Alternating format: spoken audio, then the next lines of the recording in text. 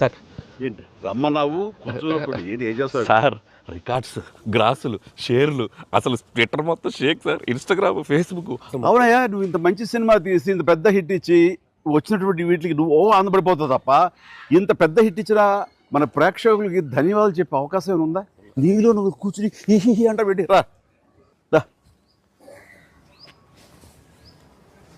ఏంటా ఈ పంచాను ఈ షర్టు ఎక్కడ కొట్టుకొచ్చావు? సార్ ఏ కొట్లు కొనుక్కొచ్చావు అన్నాను. సార్ డిజైనర్ వేరు సార్. అబ్బో చాలే చాలా విన్నావు, కూర్చో. ఎలా తెలిసిపోయింది? వెంకటేష్ గారిని రమ్మన్నాను, వచ్చింటారా? Happy Sankranti. Sankranti, happy block Sankranti. Buster Anil, one more blockbuster. ఏంటిది? ఏంటిది? నువ్వేంటంట? ఓహో